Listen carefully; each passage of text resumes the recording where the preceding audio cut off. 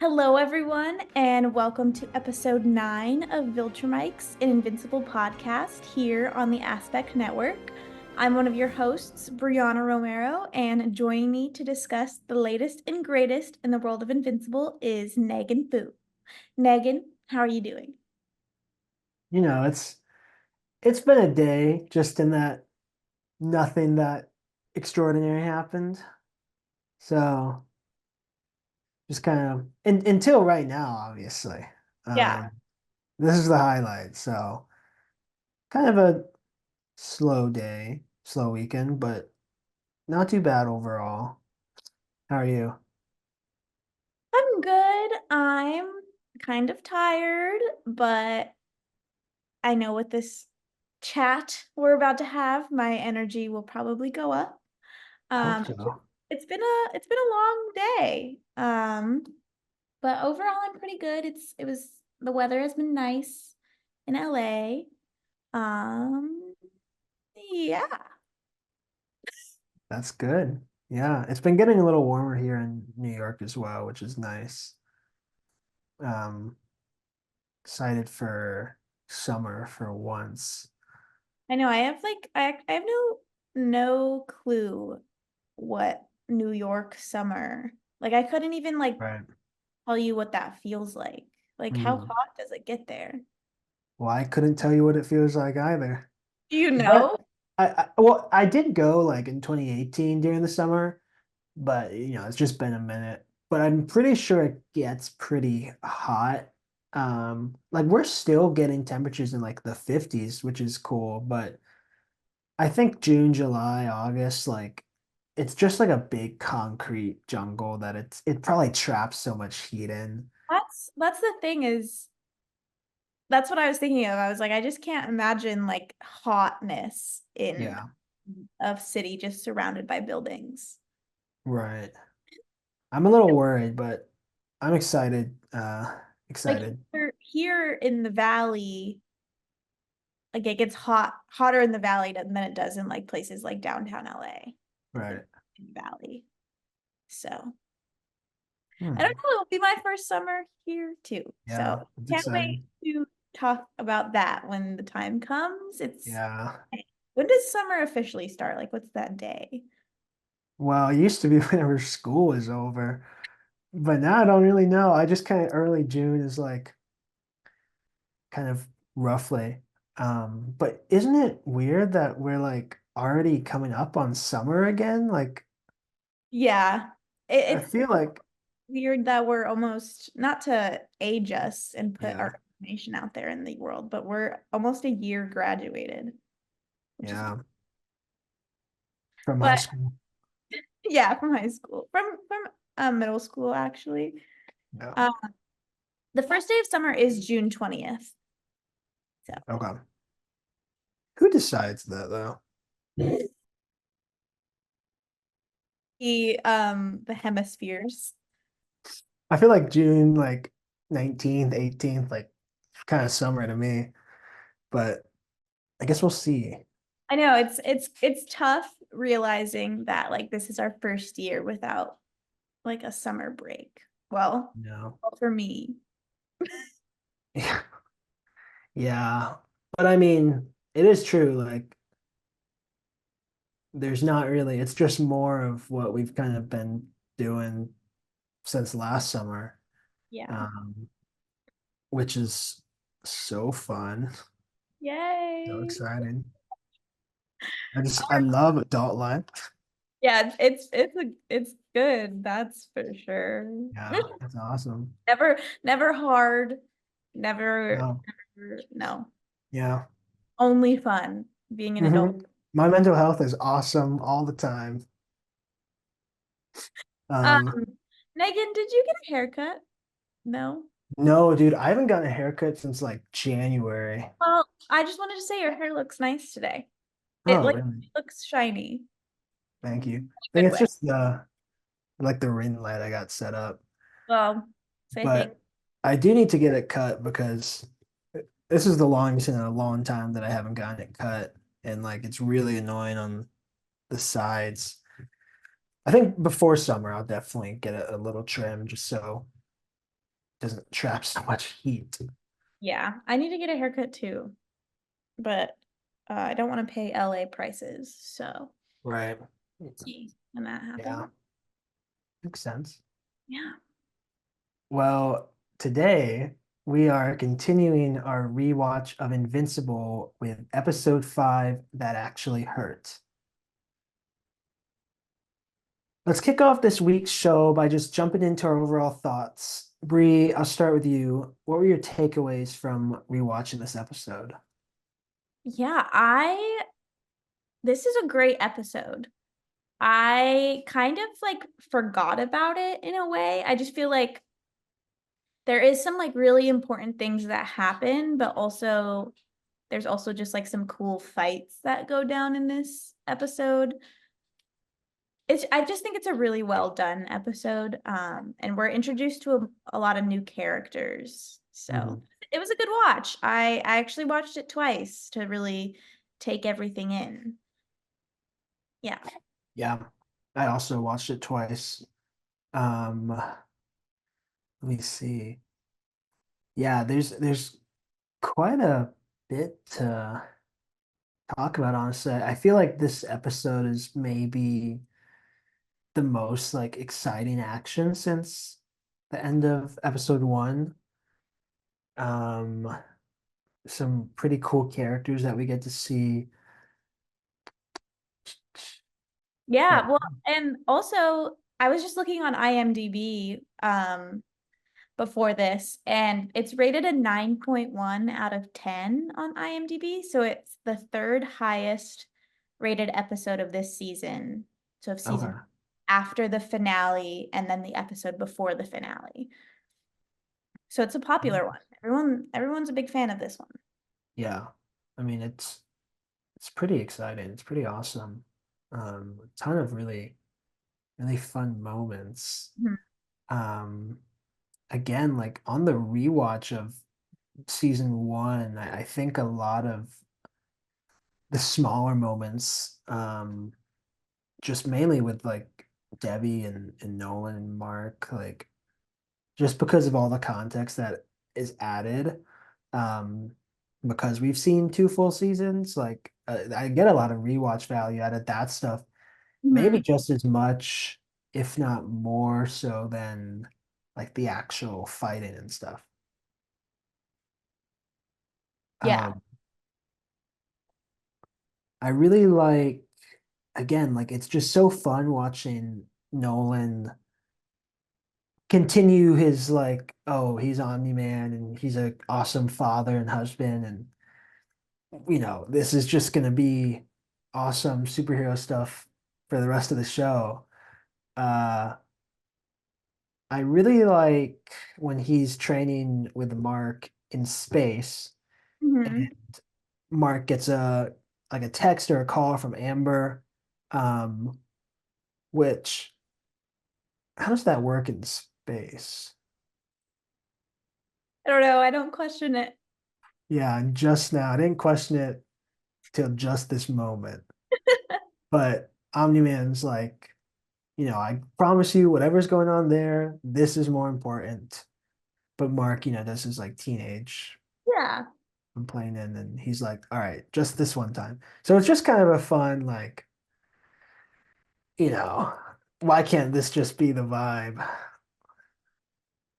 Yeah. Well, and like going back to what you said, it's interesting to see like Omni-Man just continue on with his life, kind of unsuspected, or not unsuspected, but like he hasn't been like caught. Outed? Yeah, Yeah, yeah, he hasn't been outed yet. So right. it's just kind of icky to I see know. going on as a Yeah. murderer. What did you think about all the Debbie stuff this episode? I love Debbie, and I think she's just so incredibly smart and an Mm, independent woman. mm, And I think this episode like really showcases that. And I think it shows that she's not scared in a way to kind of find out the truth. right.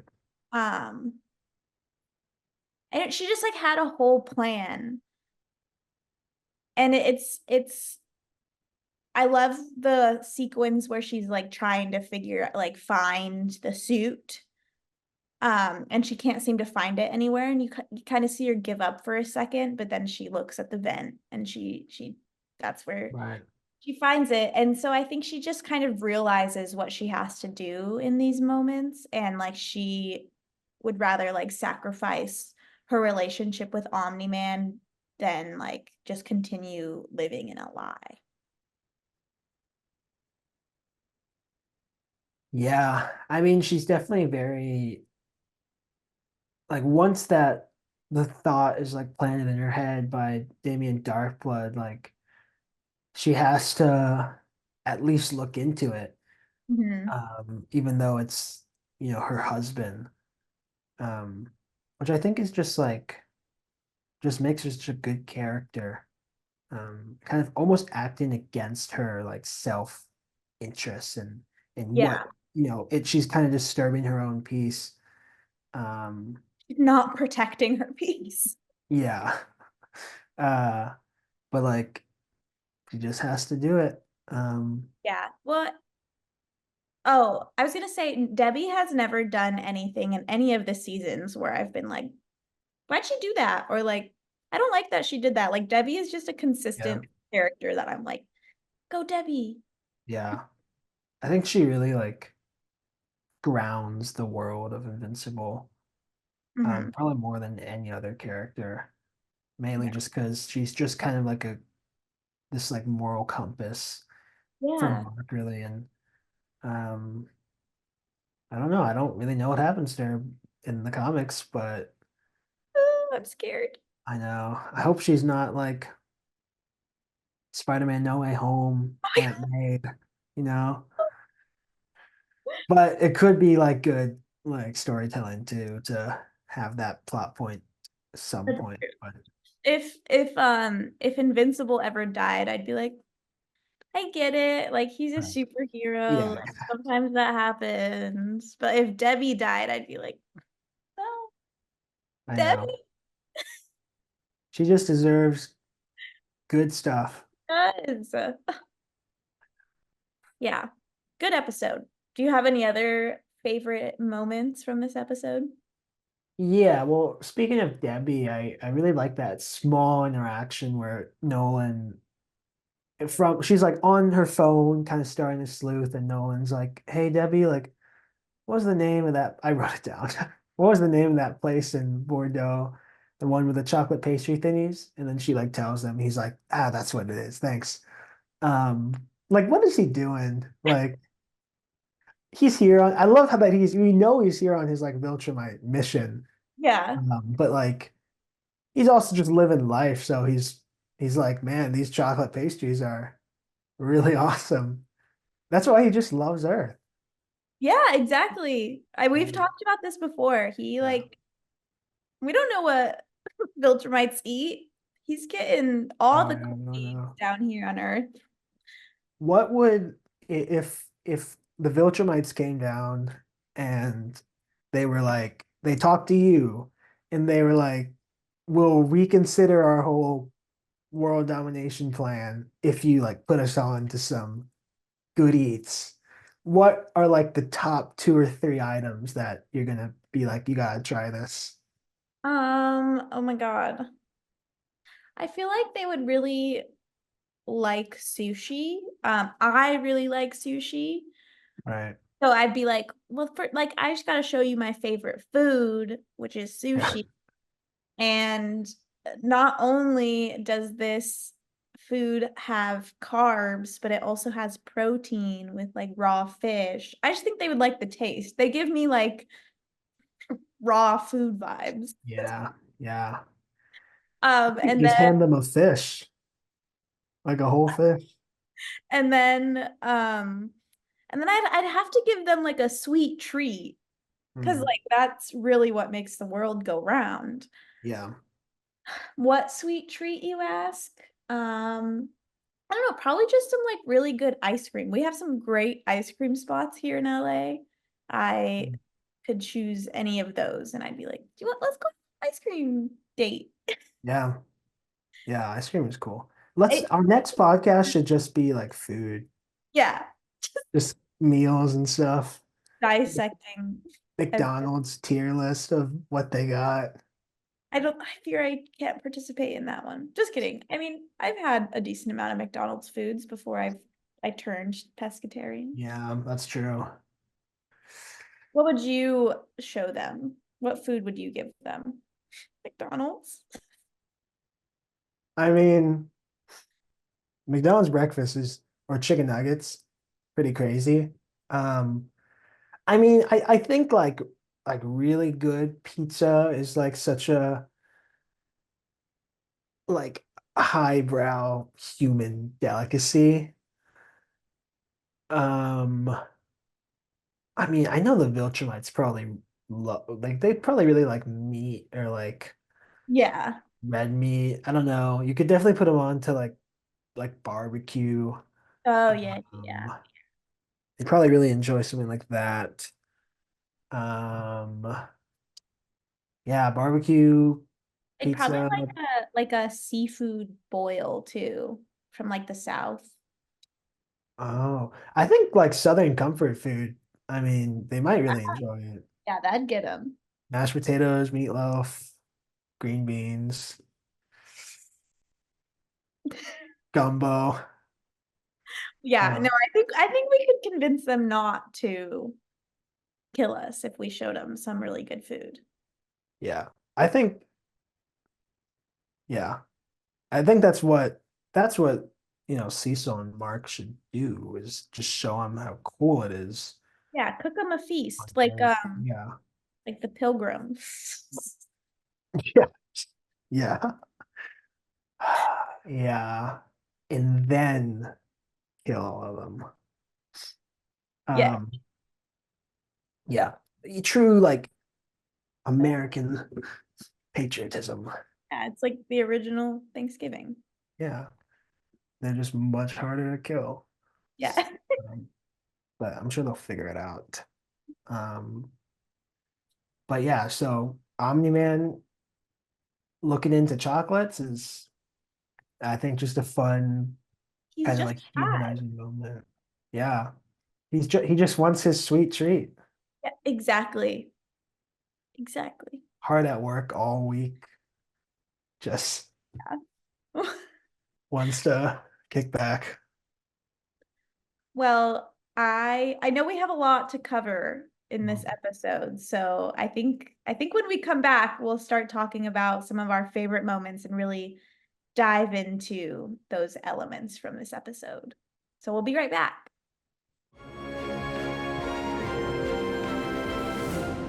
Hi, I'm Alex. Enjoying the show on the Aspect Network? Then you should check out my show, Philosophy of X. Each week, I pair an X-Men character, story, or concept with a relevant philosophical topic and explore how the two relate to one another. Join me on my journey to examine the world of X-Men through philosophy. And now, back to the show. Welcome back to Viltrumics. Before the break, we discussed some of our overall thoughts on season 1, episode 5, but now we want to dive into specific parts of the rewatch that we really enjoyed. Negan, let's start with you this time. What were some of your favorite moments from That Actually Hurt? Well, I mean, all the awesome stuff is definitely in that last battle sequence, which I feel like lasts quite a long time. Um, but there's a lot that goes on in this episode.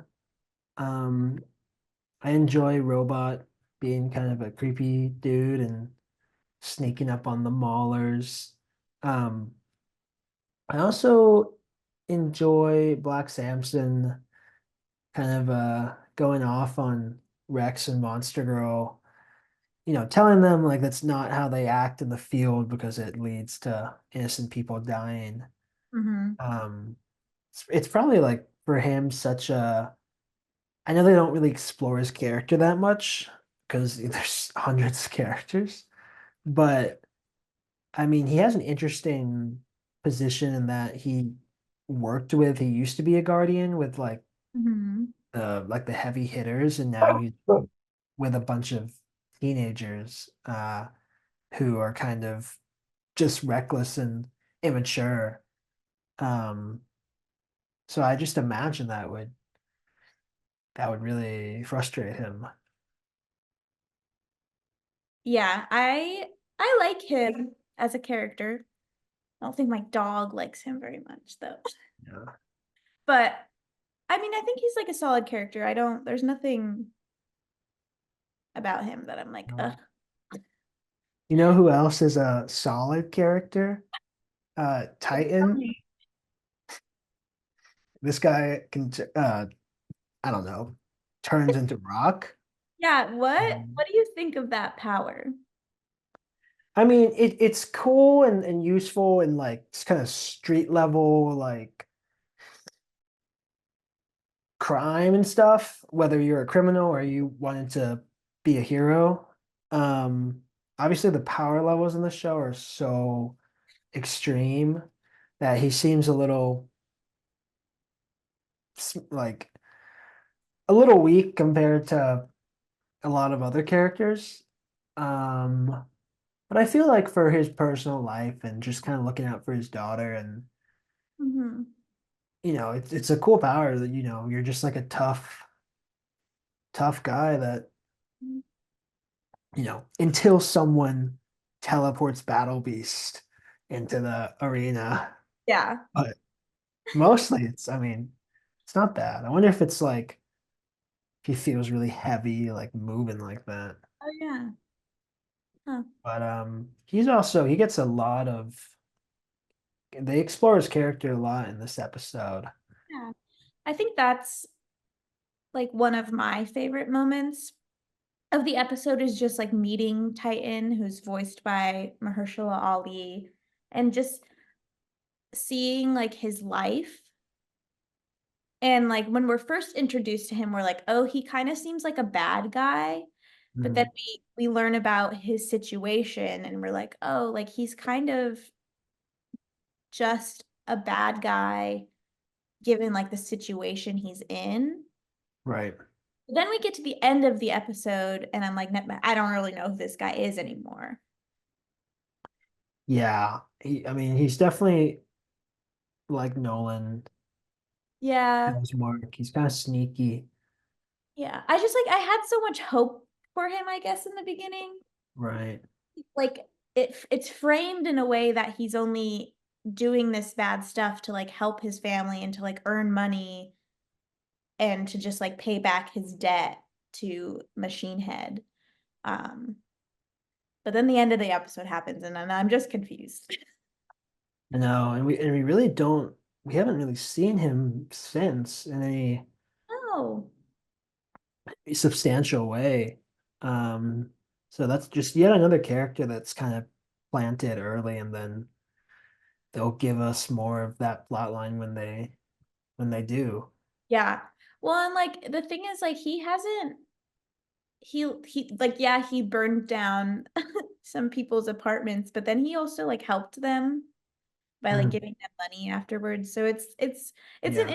he's an interesting character for sure. And so I hope eventually we see him again and we get more clarity as to like what kind of character he is and how he serves the story rather Yeah. than, like instead of just bringing Mark to this cool fight where he nearly dies.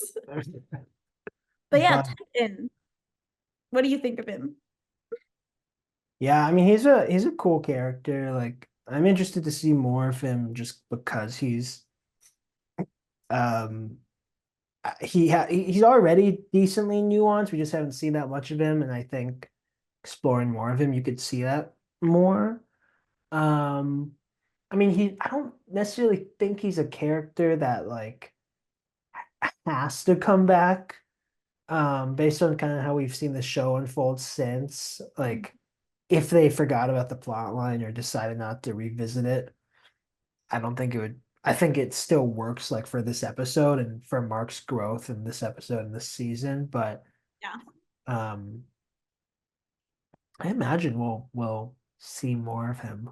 Yeah, even if it's just like a brief moment in another episode. I just want to know like Mhm. Like, does he end up being like a good guy? Does he Right. just like go back to a normal life with his family and he just like lives in this penthouse kind of building? I don't know. It's interesting, but I love the moment where they point out that Titan's daughter goes to the same like community center that Amber volunteers at. I think that was a really good like follow through of the plot. Right. Yeah. Yeah. What did you think about the Amber and Mark stuff slash Eve stuff this episode? Yeah, the first thing that comes to mind is I loved the moment where Mark is like texting Amber while fighting some character in the beginning, and like we can see the text bubbles popping up. Mhm. I really love that moment because it's very like accurate to like how we text in real life. Like we delete things or like we hyphenate things or we like use silly emojis. So I Yeah. did like that moment between them. I mean, I guess it was mostly just Mark being funny. Um, Mhm. but we really see like Amber and Mark get into like their first kind of argument, and Amber gives him like an ultimatum. Yeah. But yeah. I mean, you do gotta kind of respect her.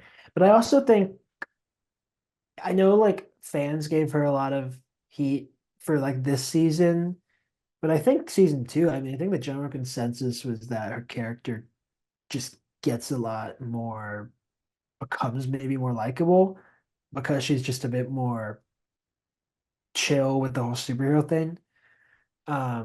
But as much as I clown on her, as much as I shit on her, um, like I definitely understand like her where she's coming from, like this episode and this whole season. Um, can't really fault her for kind of reacting how she does, and um, but I think if you were a superhero and you were trying to have a love life, it'd probably be easier to have a love life with someone who is in the same field as you. I I don't wonder. know. Duplicate, Shrink and Ray.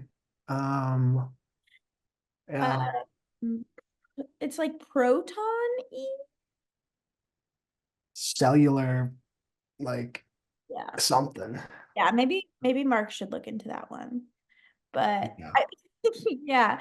Um we do see like Amber and Eve bond a little bit in this episode. I always think their relationship is so interesting because, and just to preface, like Megan and I have never read the comic books for Invincible, but I do know like what Mark and Eve's future holds, a little bit at least. So it's always interesting seeing Amber and Eve interact and like Eve give Amber advice on like what to do in this relationship. Also knowing that like Eve has feelings for Mark, but she's Right. very like respectful of Mark and Amber's relationship, and in a way she like cheers them on and like wants them to succeed. So Yeah. I think she's very mature in that sense. Mhm.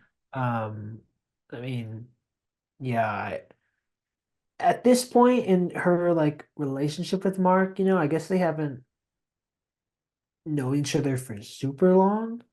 And she's just kind of dealing with the Rex stuff that happened in like the last episode or two episodes ago. Um, but I mean, deep down, she's like thought about it. So, Yeah, well, I mean, I think it does take, yeah, some maturity to kind of help Amber see that Mark is like actually cool. yeah. Well, and I think also in these like beginning seasons, even Mark don't actually know the length to which their like emotions go for one Mm. another. So I think like when Mark first starts to talk to Eve, he's like, wow, like this is a cute girl.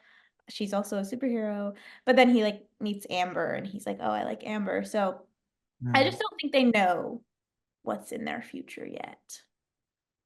But Yeah, I think just unfortunate timing. So unfortunate. But speaking of Eve, we meet her parents in this episode. I don't think we've seen them in any other episodes. Unless Yeah, I I'm think this is their first appearance. Yeah. And we see that they're very like pro Rex. And Yeah. that relationship with which just like tells us a lot about who they are as parents. And then we just, Mhm. I don't know. Her dad is I'm not an Eve dad fan. Yeah. And this isn't even like he's worse than some other episodes for sure, especially the Adam Eve kind of one-off special. Um, but yeah, I mean, we kind of just establish here that she doesn't really get along with them that well. Um, she's always kind of rebelling in a way, Mhm. which I think is just part of the fun of watching teenage superheroes is that they're not like veterans. You know, it's not Superman, Batman, Wonder Woman. They're just like kind of supposed to be like us, um, a little bit more relatable, I think. Mhm. Um, yeah, I mean, yeah, I can make 1,000 Mark, literally me, I'm him jokes, whatever. But genuinely, I think it's fun to watch young characters navigate life that we just won't ever experience. Um, Yeah. most of us. I'm still holding out hope. I think they'll come eventually, Megan. I hope so. Getting close to once my frontal lobe develops, maybe Yeah. there's like some get psychic powers or something. Yeah, I'm telling you, it's happening. Cool, cool, cool. But speaking of you just like being so Mark, Mhm. we see a lot of his personal life in this Right. episode. He pieces out from Burger Mart Yeah. and he has a lecture from the principal. His like his life outside of being a superhero is not doing well. Yeah. It's definitely I think it's funny because it carries on to season two that like it definitely disrupts his normal life. Mhm. But like his normal life is just not as entertaining other than like his love triangle stuff, and like his relationship with his parents, like school, like ah, who needs it? I mean, they kind of like in this season it's high school and then next season it's college, and like he just can't balance it. Which Well, he's obviously just like never been a student athlete before though. Because right, student athletes do a great job at balancing. he's never experienced the epic highs and lows of high school football. Exactly. Um, Yeah, he's never been a SCAD student. Yeah. It has to take like drawing 100. While also taking like communications. Yeah, yeah. First year experience, whatever He's that just was. like he's not built like us, unfortunately. No, he isn't. I think he's getting there, but this not right now, this early. Yeah. Yeah. Um, let's see. Yeah, I mean, there's definitely a lot. I mean, we could just jump into the machine head stuff. There's Uh, a lot to cover there. Um, yeah. Um, but I suppose after this, we're kind of doing it as a different segment, so just get into it. yeah, let's do it. Um, so there's this cool robot guy named Machine Head, and Titan tries to, or he convinces Mark to help him take down Machine Head, so Titan can kind of get out of the business, Mhm. or so he claims. And yeah, basically they confront him, and he just teleports in a bunch of villains. Um, yeah, I mean, what are your thoughts on? We've talked a little bit about Battle Beast, I think, but what do you think about like these other guys that they're not even really, I know they have names, but they don't even speak. It's yeah, no, it's funny because like Battle Beast is the one character that I like, even though I rewatched this episode twice, like he's the one character that stands out the most to me. But I did think the villains had like really interesting powers, and like all of them combined really did some damage. Hmm. Yeah. What did you think of them? Um, so we have like the like electric guy who we Mhm. see in season one at the end when Red Rush like takes care of him in like a second. Mhm. So it's kind of interesting to compare that to how much damage he does against much weaker heroes. Mhm. And then there's like lava guy, and then like there's some dude in like a robot suit or something. And then there's like the weird like fruit roll-ups coming out of his like Yeah, yeah. torso. Pretty, I think pretty fun designs. Mhm. Um, kind of very familiar powers, but they're not necessarily directly copying any like pre-existing characters. Maybe like Electro from Spider-Man is kind of close. Uh, There's only but only so many powers you can have. yeah, we yeah. Maybe one day we'll like write our own superhero show and come up with some like really unique powers. Um, yeah, I mean they're all pretty cool, but I feel like Battle Beast is definitely the big kind of highlight of this action sequence. Um, Yeah. when you first watch the episode, and I know this is probably a minute ago, uh, so I mean I know it was a minute ago, but do you remember like yours? Because I didn't know who Battle Beast was until I read into him a bit. So I was just like, oh, like this guy's actually really power. Like this guy is like a cut above. Like, what do you remember? What your initial thoughts were on seeing this dude? Yeah, I think it was just really like I was really worried for Mark and the rest of the Guardians because they like literally get destroyed by this guy and he seems untouchable. Mhm. Um, like I feel like they didn't even need the other villains. Like it could have just been Battle Beast Oh and yeah, I think like, so. he could have taken everyone out. And I just yeah, I've never really like read up on where he comes from. So I would love to hear like what you know about him. Well, I'm without going into any like spoilers, I just mainly know that he just likes fighting people and fighting people that really push him. That's like his whole thing. And so I know he'll definitely play a big part in the Viltrumite War, Hmm.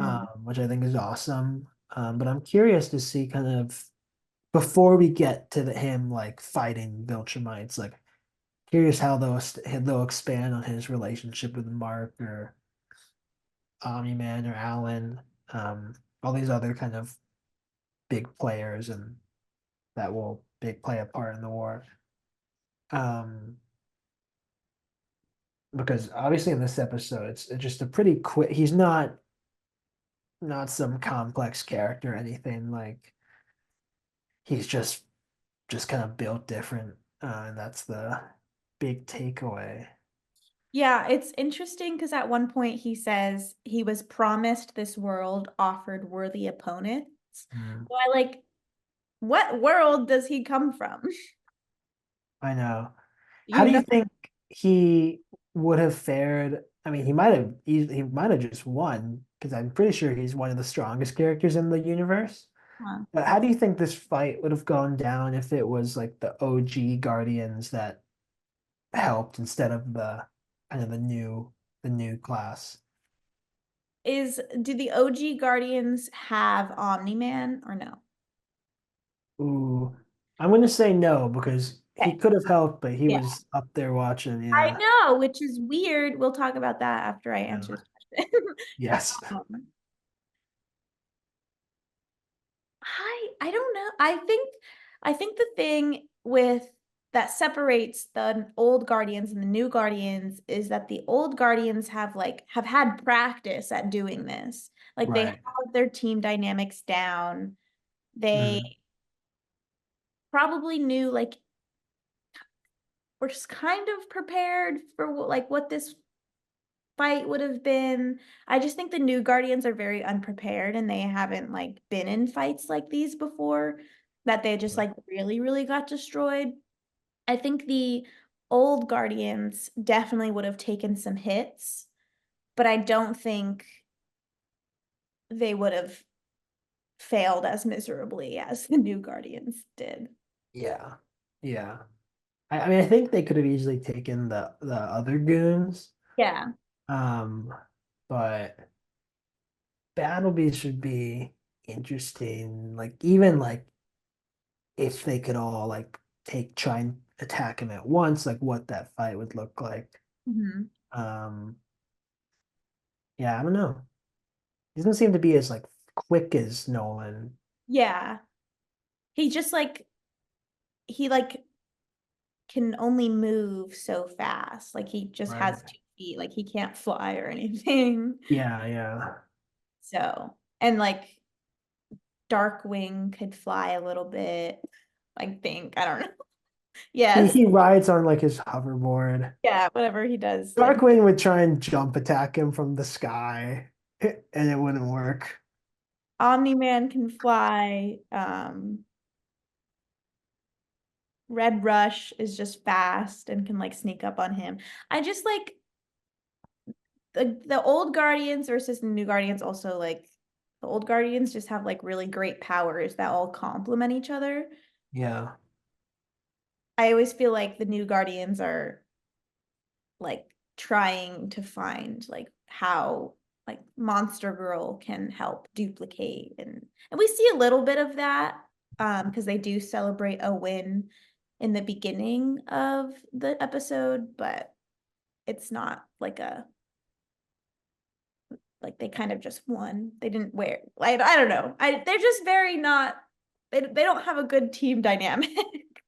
Yeah, they're definitely a lot more unorganized, which I suppose is kind of the purpose of that first scene when Black Samson is lecturing them, and then we kind of see, well, we do see them kind of after Battle Beast kills Mark and like severely injures Black Samson and Monster Girl.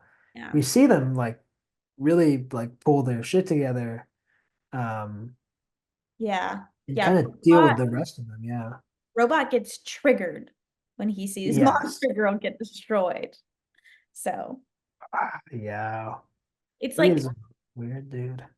there we've talked about it before, but there's like this theme of emotion where we Uh, see like Robot really care about Monster Girl, which like wants him to fight harder. We see Mark get really angry when fighting Battle Beast, and he makes some progress on all of them, but then Battle Beast is like, no. So we really see how like the emotions drive the powers. yeah. I actually that's a good I read something on how Viltrumites apparently don't have adrenaline, but because Mark is half human, he does. And so like in this episode, we kind of see him like snap for a second and go crazy, and he obviously he's just not as powerful as Battle Beast, so Mhm. it can only take him so far. But I thought that was interesting. Hmm. And I feel like we've also seen him like in the season 2 mid-season finale when he like sees all of dead the Thraxons. Um, and he's like being like outclassed by this Viltrumite warrior. Like feel like it kind of kicks in. But I don't know. So I'm curious to see. I feel like he just gets so like worked up in every fight. Hmm. Um, and I think we see it a little bit here, but I thought that was just an interesting thing that I read. I'm pretty sure. Yeah, It, well, I mean, when you consider that and you consider how Mark does get worked up versus like Omni-Man, we don't really see him like get worked up. We just see him like go in hard right away. It's Mhm. interesting to compare the two. And like I can definitely see like Mark being different in terms of his powers. Yeah. Wonder if it'll kind of give him the edge in future Viltrumite fights as he gets more powerful. Um, but yeah, I wrote down. This is really stupid. I jotted down when Monster Girl like attacks Battle Beast.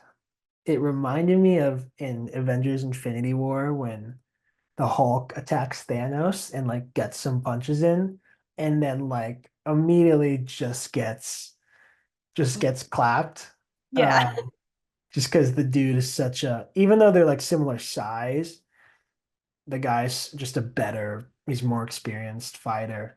Yeah. Um, so it reminded me of, that other nerd then.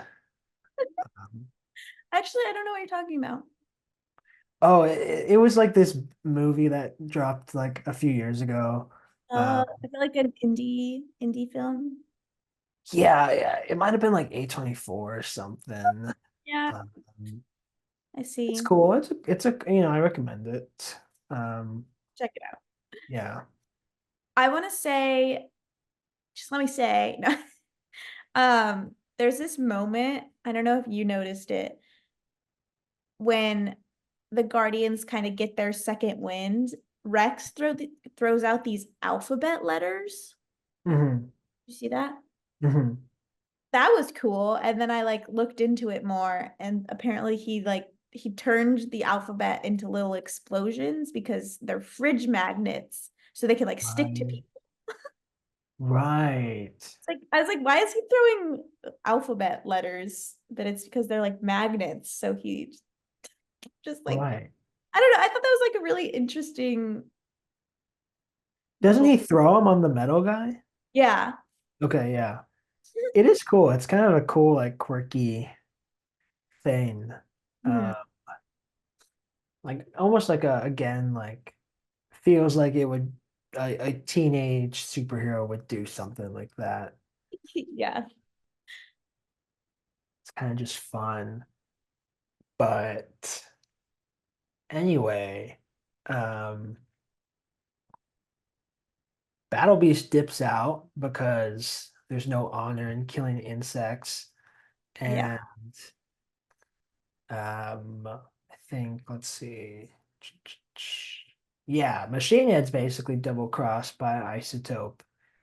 Um, and him and Titan, I guess it's kind of revealed at the end that they formed an alliance and now Titan kind of takes over.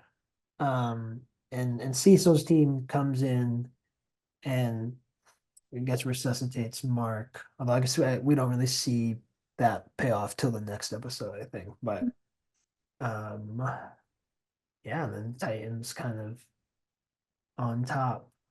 Um, Yeah. Let's rewind. yes. Let's talk about how Omni-Man was just watching in the distance. Oh yeah, yeah, yeah. What? I mean, I guess he's like he tried to tell Mark that it's not going to end well, and he knows Mark is hard to kill like Okay. permanently. So he's probably just saying, letting Mark kind of have to just deal with it. But I've also, since kind of reading up on the world and stuff, people are also like, well, we don't really, Omni-Man probably couldn't even defeat Battle Beast if it came down to it. I don't know if Omni-Man, he's a Viltrumite, so I don't know if he gets scared like we do, but if he had swooped in, I don't know. Yeah, I don't. It was just like seeing Omni-Man in the background while his like literal child was being beat to pieces. Like it's just like, Yeah, oh, like what? Like go help him. no. Would have been cool to see.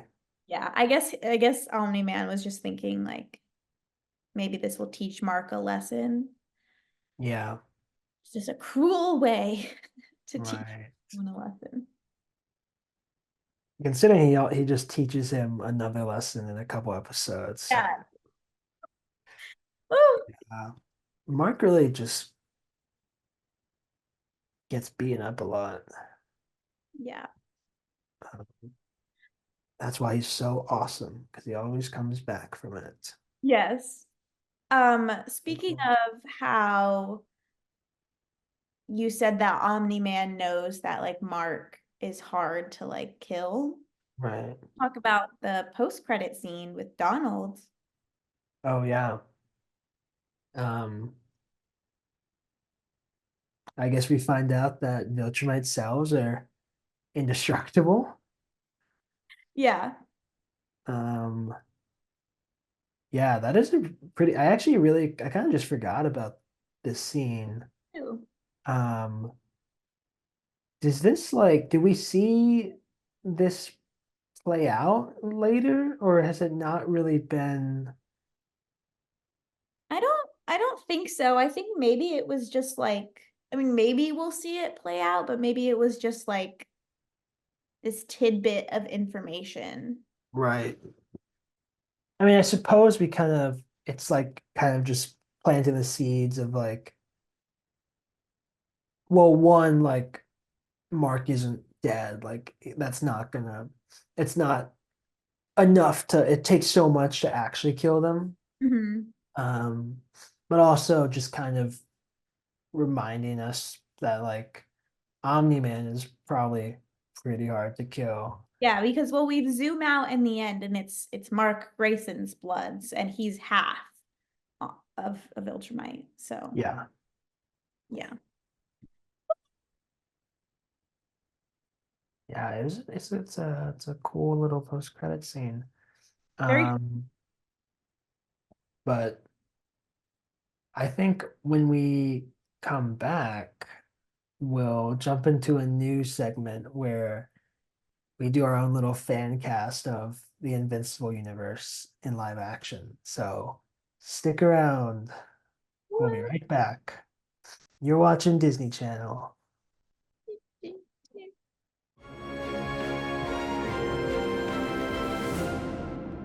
Hey, Aspect listener, my name is Alex. And I'm Kate, enjoying this show on the Aspect Network. Then check out Bending the Narrative. We are your one-stop shop for everything in the world of Avatar: The Last Airbender. Each week, we go back and discuss your favorite episodes of the series with a particular focus on the characters and narrative threads that tie the series together. In addition to discussing the original series, we also dive into other stories in the world of Avatar, like Legend of Korra, the live-action Netflix series, the books, the comics, and more. Join us as we travel the globe with Team Avatar and discuss one of the greatest animated series of all time on Bending the Narrative here on the Aspect Network. Now, back to the show.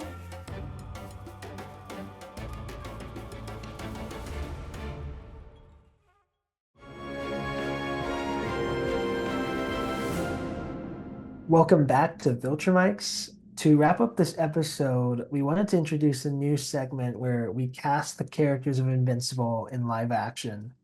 This week, we're starting with Mark Grayson, Invincible himself, Debbie, Cecil, and Alan the Alien, with more to come next week.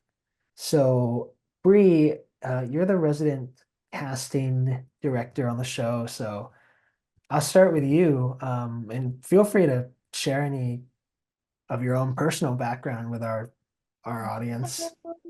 Well, I'm so excited to be doing this. I work in casting. Yeah. Yeah. Um, I'm really passionate about actors. And so this was a very exciting segment to do. I wish I could have dedicated all my time to this fan cast, but unfortunately I do have a job. But yeah, I'm really excited to just jump in and compare our fan casts. And I kind of know like what um what a lot of people like say who they want to see as like Yeah. the characters. So I tried to stray a little bit away from that, but some of Right. them are just like so spot on that I was know. Yeah. all right.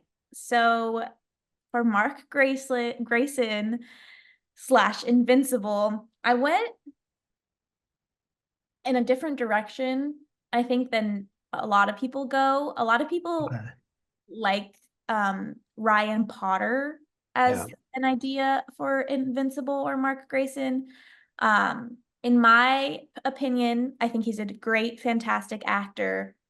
However, I think he's just a little too old for this role. Yeah. Um, and I think there's just so many young, talented actors that have yet to kind of have their moment. That I really kind of tried to find actors who haven't had a lot of credits yet, but very much embody the character of Mark. Okay. So my first choice is Charlie Bushnell. Okay. I know him primarily from Percy Jackson and the Olympians, the new live action series that they did there. Okay. I couldn't tell you the character he plays because I didn't finish the series. Yeah, I can't say I'm familiar. I mean, I know you said he's a younger, kind of up and coming actor. Yeah, well, Percy Jackson is kind of the biggest thing he's done so far. Yeah. Um, and I think he just has such great energy. And I love that he has kind of a background in like a fantasy kind of world. So he's Yeah. familiar with that. And I think he just like he looks great. He has a great look to him. Right. Um, yeah, I think the casting of Mark Grayson is such a good opportunity to find someone who doesn't have too many credits but has like that Mhm. young, fun energy that Mark Grayson has. Uh, Right. yeah, my next choice or next cast or choice, I don't know, is Sean Kaufman from, I primarily know him from The Summer I Turned Pretty. He plays uh Belly's brother. I think he's really funny in the show. He's very likable, and you see Mhm. him kind of struggle with finding his inner self in this show because they're like growing up and graduating high school and whatnot. So it's fun to kind of see those moments in comparison to like Mark Grayson's character. So I really like Mhm. Sean. My next choice is Cool. Alex Fox. I only know him from the Disney Television Discovered Showcase that the team that I'm currently a part of works on. I've heard really great things about him from my team, and I've been able to watch his like showcase scene that he did. Um, Okay. he radiates really great energy, and I want to see him some more things. And then my last um option, I guess, for Mark Grayson, and one that I think I'm most excited that I put him in this list is Mhm. Gabriel Chung from May December. He plays Gabriel Rose Chung. Melton and Julianne Moore's son. I'm like looking up all these people. I mean, okay.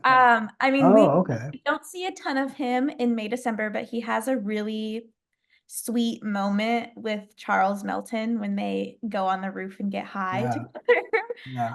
Um, Yeah, I think just all of these actors exude such young energy, and I can just really see them in the role of Mark Grayson in Invincible. And I think like the special thing about casting an actor that hasn't done any like too much is like we're gonna see them like develop as the season goes on and like see them grow up and get comfortable in this role. Right. A lot of people push for Ryan Potter because he's been in the superhero world. Yeah. However, I think it'd be really fun to cast someone who hasn't been in that world because the whole like idea of Mark is that he is learning how to be a superhero. Right. Uh, so yeah, I just think those are all really interesting actors that I think everyone should consider for the live action of Invincible. Those are, I mean, you for Mark, this is way more impressive than what I thought of. These are all really, obviously, I'm not that, they're all kind of, like I said, up and coming. So Mhm. I'm not like super, like I saw May December. Uh, I was aware of the Percy Jackson show. Um, but all these guys, like, definitely in the right age. Mhm. Um, I think they just kind of fit the look too. I also like Ryan Potter is the first one that comes to mind, but I think largely because everyone has done him as like the fan cast. But I agree, like he's like 28, so he's a little kind of old for uh Especially when to like follow this show for a while. right, right. He can't be like pushing 40 by the time we finish it. Like, he looks great. I'm sure he'll look great in 12 years as well, but I don't know if he'll I don't know if 40-year-old Ryan Potter will look like 24-year-old Mark Grayson or however old he is by the end of the show. But these are good picks. This one, I'm not gonna lie, really stumped me. And so I copped out a bit, or I just didn't put in the casting effort that you did. And I just said you could probably find someone kind of unknown or someone that's really like a really fresh face. Yeah. I think all these guys would probably fit that. Um, Yeah. No, I love that. And also like considering how big this show would be, like yeah, we're gonna want to cast some namey actors, which I'm sure we'll get to. And so right. casting like a fresh face for the Yeah. role of Mark Grayson is gonna save us money in the budget. And also like just finding a new face is so exciting.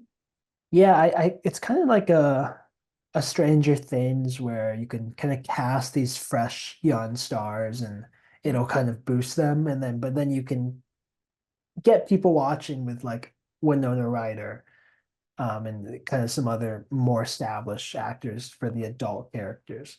Yeah. Um, but yeah, I'm really impressed by your research and it makes sense given your field. Yeah. But um, yeah, I'm excited. Let's make this happen. Yeah. Let's do it. All right. Shall we move on to Debbie? Yes. Okay. Do you want to go first for Debbie? Yeah, I'll go first. I'm nervous about like I just trust your casting opinion so much that I'm a little nervous what you'll think, or if you have the same person. Debbie was a little bit easier just because I feel like there's more like kind of middle-aged Asian actresses Hmm. that I'm at least aware of versus teenage, early 20s, like young Asian actors. Um, so people have kind of like thrown around like Sandra Oh, who obviously voices her. Um, and like I kind of can see it.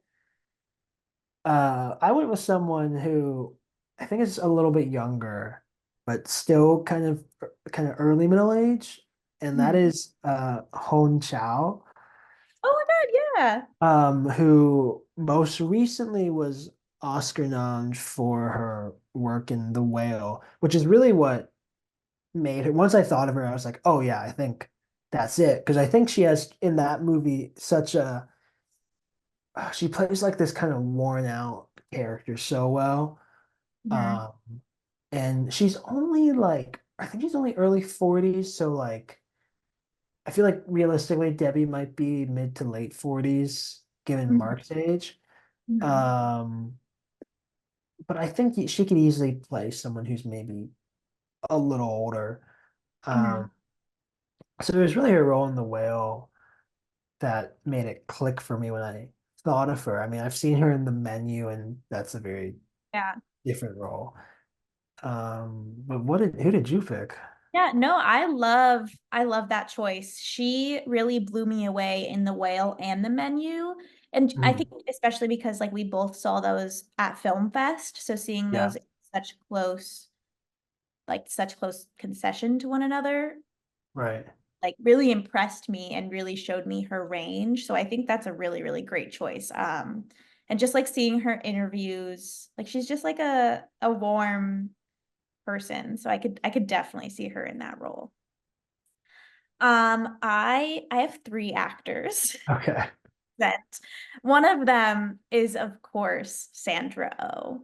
Yeah. Um, I mean, she voices Debbie so well. I can only imagine like how well she would do in a live action. That's definitely like the safe choice for sure. Uh, Yeah.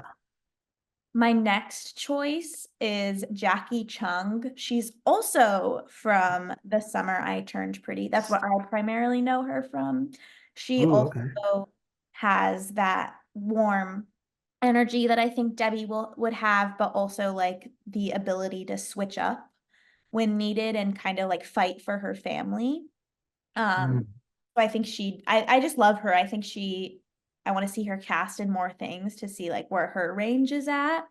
yeah. And then I also have Ming Na Wen from Agents of Shield, or played Right. Yeah, yeah, yeah, yeah. or I think that's how you say it, from Star Wars. She's Yeah. just an incredible actor who Mm, has a lot of experience kind of in that fantasy world. So I definitely think she'd be able to hold her ground, and she's a lot more bold than the a lot more bold than the other actors, and I think she could really go one to one with whoever was cast as Omni-Man. Like you would really yeah. like her anger come through, I think. And yeah, she's just incredible. I saw her in person at an awards show, and I was like, oh, Oh, she's yeah. gorgeous. So yeah, I think these three are good choices. Yeah. Those are good choices. Um, no, and who was the second one you said?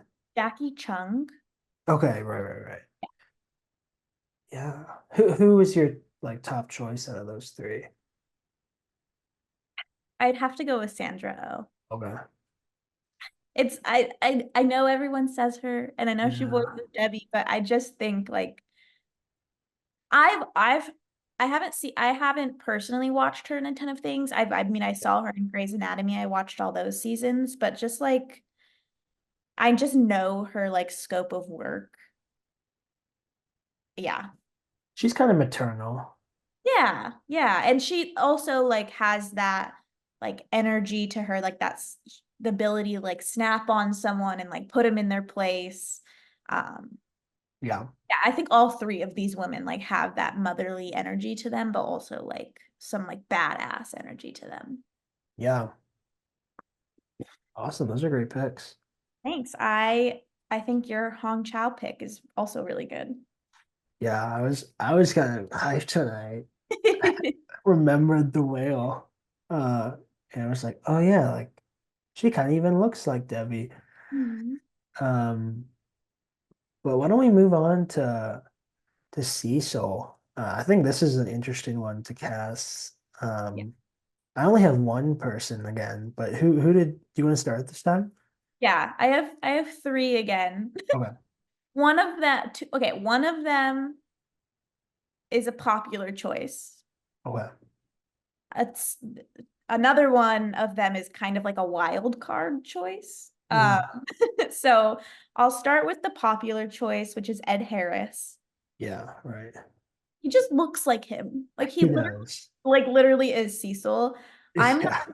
I'm not super familiar with his work, but he just Mm, like I'm like staring at a photo of him right now and like he gives yeah. me Cecil energy. I know he's a fantastic actor. I know he has like great range.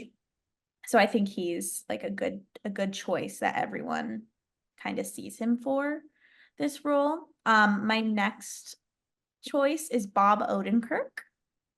Oh, interesting.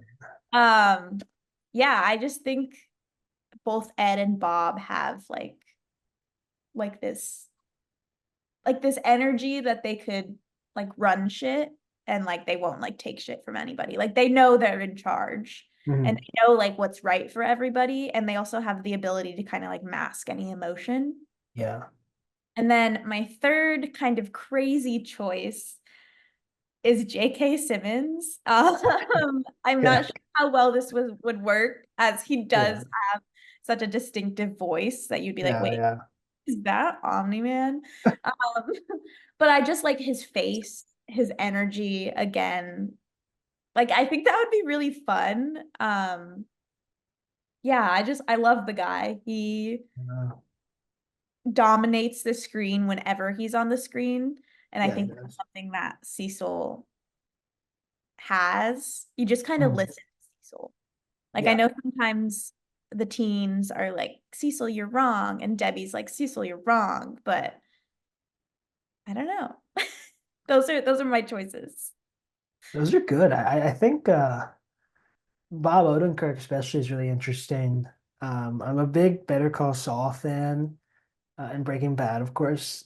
And in that one, he's very comedic and like a little not weird, but not Quirky. like a super serious character like Cecil is. But he's so good at dramatic acting that and being kind of intense that I could see him taking on. It would be maybe even something we don't expect from him to play, which could make it more interesting. Yeah. So that's an interesting I pick.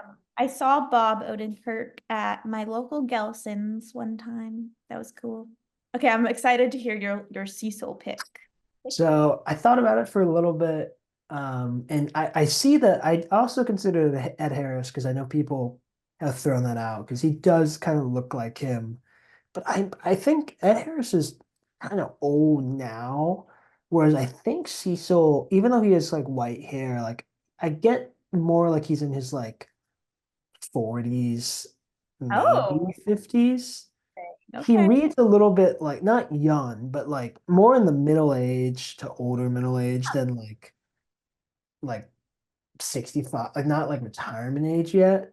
Okay, okay. Um, so because I think he does have like this kind of again, not like a youthful energy, but he feels so like sharp that he seems like someone that's maybe in his 40s, 50s, a little younger than like his white hair would maybe Hmm. lead you to think. Huh. I don't know how old Bob Odenkirk is now. 50s? Quick Google Bob search. Odenkirk is 61. Oh, okay. Okay. So he's getting a little up there. I went with someone, I think he's in his 50s. Uh, but I went with Andrew Lincoln from most famous from The Walking Dead as Rick Grimes. Yeah, okay. Which obviously Robert Kirkman was kind of the creator of both projects, and we've seen a Yeah. lot of Walking Dead actors in Invincible. Um, so that's just I don't know in this hypothetical who's overseeing this live action version, Mhm. but I think Andrew Lincoln, he's got to be like now I gotta look it up how old he is, but he was kind of the right age for Cecil in my mind. He's 50. And Okay. he's kind of like starting to gray. Uh-huh. But just like The Walking Dead, um, not only is he mostly good at getting an American accent down, obviously Cecil talks different than like Sheriff Rick Grimes from Atlanta, Georgia. Uh-huh. Uh, but he's just he's such good at playing like an intense character, Yeah. who really doesn't take any shit from people. Mhm. And I think he would just be like a good dynamic Cecil. I think he'd bring like a level of intimidation to the character, which I think the character just needs. Um, so yeah, once I thought of Andrew Lincoln, I was like, oh yeah, I think that's my pick. Obviously Ed Harris I considered. Yeah, I don't know if I had any like second option. No, I think I love that. That is a really good choice. It's interesting because I see where you're coming from how you view Cecil, but I view Cecil as a man who has been doing this for way too long. Hmm. It's like people are like, why are you still doing this? Like, pass the baton to Donald. But he's just like so passionate that his like passion keeps going. Interesting. No, I think I love the choice of Andrew Lincoln. He hasn't been in a lot lately, so like bring back Andrew Lincoln. yeah, Like make him it's time to say goodbye to The Walking Dead. We're ready to I see know. Andrew Lincoln in more things. Didn't he just start his Walking Dead spinoff with um Oh, the ones Rick, who live. Rick and Michonne, or yeah, the ones who live. Kind of forgot they were doing another spin-off. I know they're really milking that franchise for all it's worth. Hey, well, if something makes Andrew stop doing The Walking Dead, let it be Invincible live action. Yeah, yeah. I'm in full support of that. Good choice. Thank you. Um, well, let's get to our final fan cast for today. Alan the alien, who is obviously not a human and has one eye. So there would have to be probably some motion capture CGI work involved. Mhm. Um, so I guess I'll start this time. Do it. Um, so the first one I actually saw like probably through like a TikTok like slide like a fan cast, and I was like, wow, it's actually a really good pick. And so I jotted him down. And that is John Cena, Okay. who Yeah, yeah, yeah. obviously like I think if we're casting Alan in live action, like we'd probably pick like a bigger guy, and he's obviously pretty buff. Mhm. But I think just from his recent stuff as like Peacemaker specifically, Huh. he does comedy just so well. But I think Peacemaker is also a very like intense character. Um, and I think he would fit kind of the general vibe of Alan. Um, like a guy who takes his job seriously, but he's kind of just a dude. So I mean, when I saw that on TikTok, it was hard not to like Yeah. it was hard to get that one out of my head. Mhm. And so my other two picks, Okay. this one I did a bit more thinking for. The first one would be maybe kind of again, kind of a wild card pick. He's also is from a wrestling background. But I jotted down Dave Bautista, Okay. uh, who's obviously probably most well known for his portrayal of Drax in the MCU movies. Who again is just a very comical but Yeah. serious. I mean, he's very intense in like the first Guardians, and then after that, he's kind of just silly Drax. But I've seen Dave Bautista like turn in like dramatic performances, very like intense. So I know he can do it. Um, I think it would be maybe more of a gamble than like a John Cena, just his overall like brand in general as an actor. Um, but again, I've just been so I'm always very charmed by John or both of them, but Dave Bautista on screen. And obviously the guy's huge. Mhm. Um, so I wrote him down. And then my last pick, is not a former wrestler, but he is a pretty big dude. And I think now he's like early to mid 40s, maybe early 40s. But I actually went with Channing Tatum. Okay. Uh, Again, I was thinking like who are like some like buffer, excuse me, sorry, some buffer actors.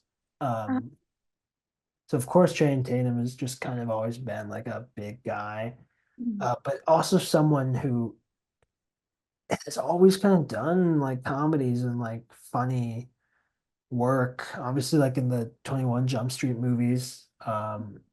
He's also in the second Kingsman movie, and trying to think of more recently. The 2022 action comedy with Sandra Bullock. Which The Lost one? City. The Lost City? A good one. I'll have to check that out. But yeah, again, I went with someone who's kind of like branded himself as kind of a silly guy despite his physique. Mhm. Um, I'm sure he's done more dramatic stuff as well. He was also in Magic Mike. Yeah. That's the big one that I Oh, was you forgetting. watch those. I've never seen any of them actually. Fine. Are there like three of them? Don't lie, Negan. Magic Mike? Uh, He's also in the 2022 drama Dog. what's it called? Dog. Oh, Duh. what's that about? A dog. Okay. Where No, was that in the Best Picture race with Everything Everywhere and Top Gun, Maverick, and all no, it those? was a close race for sure. Dog. I just love that. Watching it, so I'll look for it and maybe you'll see a letterbox review. also the 2010 romance movie Dear John. So I've not seen that. you haven't seen Dear John? Oh my God. No. Does that have any connection to the Taylor Swift song? Okay, anyway. I think those are all really great choices. I've definitely seen John Cena be thrown around, and I Yeah. can definitely see that he's proven himself as an actor, and he's what, like you said, they're all just like goofy guys who also know how to act. So they're good choices. It's really interesting that you went the more like bigger buffer guy route, because Mhm. I went more like CGI. Like it doesn't really matter what they look like in real life. Sure, sure. They could just be a fun voice. Yeah, that's true. With saying that, I obviously wrote Seth Rogen down. Yeah. That would Yeah. just make sense because he doesn't have to like I really like that you chose actors who can like embody the character of Alan in a physical way. Yeah. But I think Seth Rogen is just like if it's a voice Yeah. actor, like he's just like that's the obvious choice. Um, but I also wrote down Andy Samberg and Okay. Wait, say that one last thing again. Alan Tudyk. Is that how you say it? Alan. Yes, from he's been on a lot. Yes, so much stuff. Okay. I know him from a lot. I most recently I've started watching the Harley Quinn series, Oh and yeah. Yeah. literally every character ever. Yes. So I'm very familiar with his range in terms of voice acting. So I think like if we couldn't go with Seth Rogen, I think both Andy Samberg and Alan would be good choices. I think they're just like they know how to they have good voice acting range, as I just said. They Hmm. play goofy guys. They are goofy guys. So yeah, I definitely went the more CGI route. And it's actually funny that you bring up John Cena because I was like who would I cast as the Mahler twins? And I definitely thought Ooh. of John Cena, and I know the Mahler twins are twins, but also they can be CGI'd. I think it'd be really fun for John Cena and The Rock to both be the Mahler twins. Right. But He's just not that good at cloning himself. yeah, no. Their voices are just a little different. It's funny. I love the budget on the show that we had The Rock and John Cena as side characters. I think people would do it though. Yeah. Like especially like the characters that could just be like voice acting. Right. Yeah. But I think like this show is just so well known as the animated version that I think like it would get some really big budget. I think so. And like we said, like it'd be great to find an up and coming actor for Mark Grayson. So like Yeah. really stunt casting the rest of the cast. Yeah. Um, yeah, I think you could definitely toss in some pretty big names in the mix. I mean, even just Invincible already is like has such a A tier cast. Mhm. Um, Yeah. they're all really well cast in their roles. Yeah. I know if only Steven Yeun could just like de-age himself. Needs to be like 20 again. I saw that. I think I sent it to you a while back, but like they're talking. Someone was talking about it on like Twitter or Threads or something, or maybe it was TikTok. But someone was like, "Why not just cast Stephen Yeun in as Mark Grayson?" And someone responded, "He's like Stephen Yeun is like almost 40, which is wild because I feel like I've known of Stephen Yeun for probably 10 years now, and Yeah. he's like about to be 40, or he's like pushing it. I know. He just voices the characters. So I almost kind of forget that it's him. Yeah. I just kind of believe it's this like Mark that it's me. That's Mark Grayson. Yeah. Um, Honorable mention for the Mark Grayson / Invincible casting is Negan Fu. Insert photo of Negan Fu right here. The this is guy. all you. I'm right here. This is all you need. I have like I've said it to you before, but I have like these like I guess they're khakis, they're just kind of that like beige, those pants. And then I have like a dark green kind of pull, like a long sleeve. Mhm. That's like a little thicker than like just a t-shirt. Um, and whenever I like wear that, I just feel like I mean he really kind of wears like sometimes you have like his yellow like button down underneath that, I think.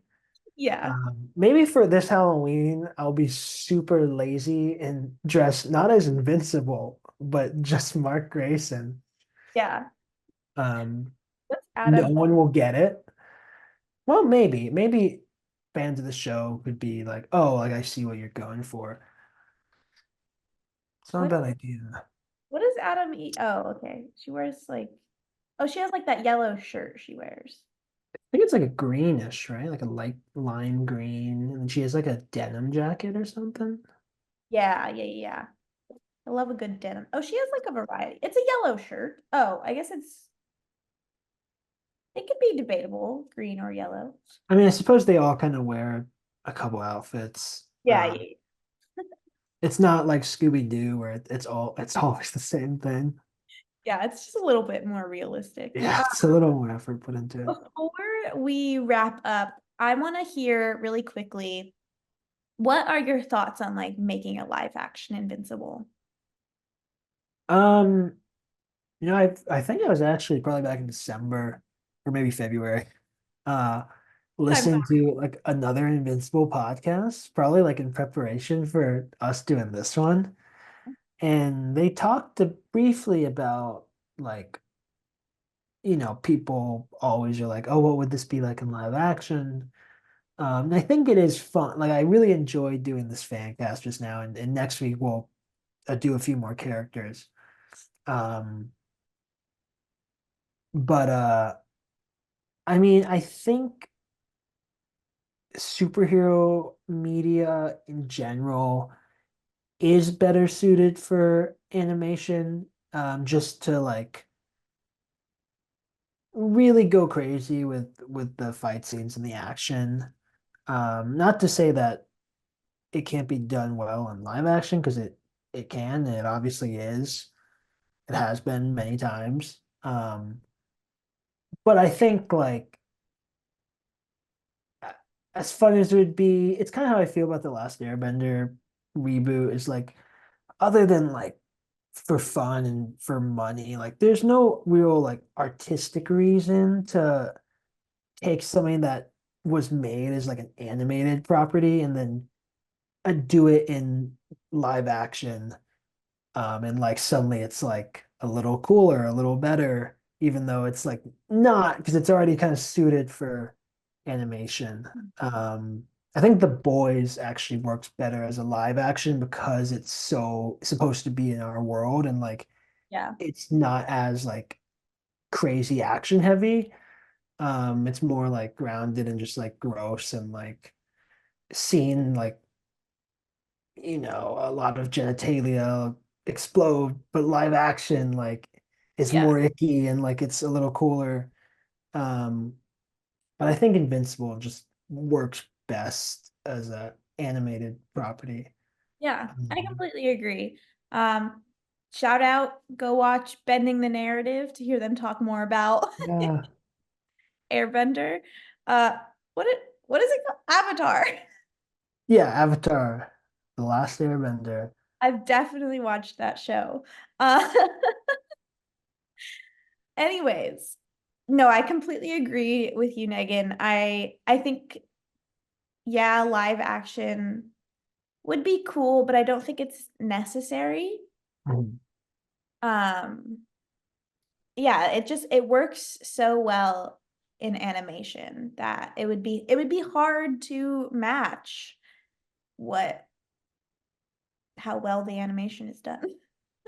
Um, Yeah, and I mean like we're not too far into the show yet. Like I don't think it's time for a live action.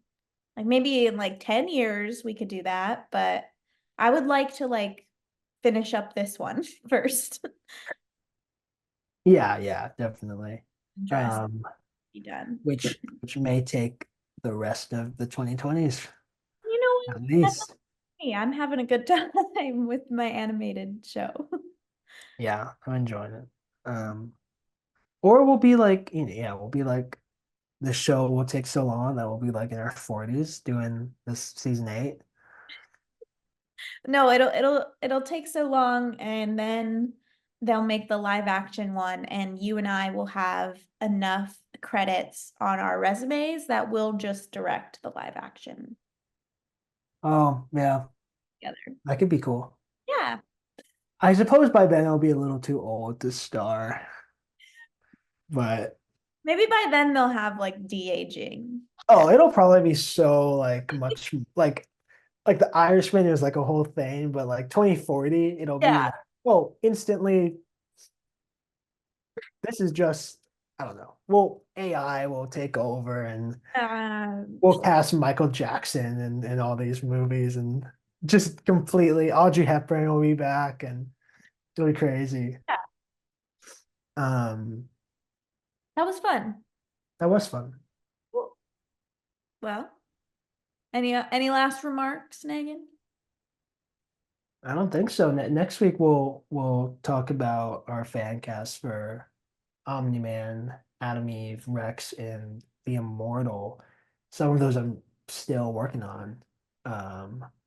Yeah. But I'll figure it out. Those are some tough ones. I'm Yeah, excited some of those are tough. to dive in with you on those ones. But Same. thank you everyone for tuning into this episode of Viltrumics, an Invincible podcast here on the Aspect Network. Next week, we continue our journey through season 1 with episode 6 titled You Look Kinda Dead. But first, Megan, where can people find you online? You can find me on Instagram at Negan the Stallion _. And you can find me on TikTok with the same username. And you can find me on Letterboxd at Negan2000. And my website is negan.com. Check out my work. Scorsese, if you're listening, I know you're a fan of Viltrumics. Where can people find you online? They can find me online at Instagram at BreAnna_.Romero, on TikTok at Big Head Bree with 3 E's, on Letterboxd, I think at just BreAnna Romero. And that's it. And nowhere else. Those are the only places I exist. Yeah. But please Not on Tumblr? That's private. That's if Tumblr was like still as modern as it was back in like middle school. Yeah, it'd just be full of challengers stuff right now. Yes. But someone's using Tumblr right now, I imagine. Yeah, maybe I'll look at it after this. Yeah, I'm curious. But before you go to Tumblr, please be sure to subscribe here on The Aspect on YouTube and any platform where podcasts are found. Follow us on Twitter /X, Instagram, and TikTok at The Aspect Co. Thanks so much for listening, and think, Mark, think!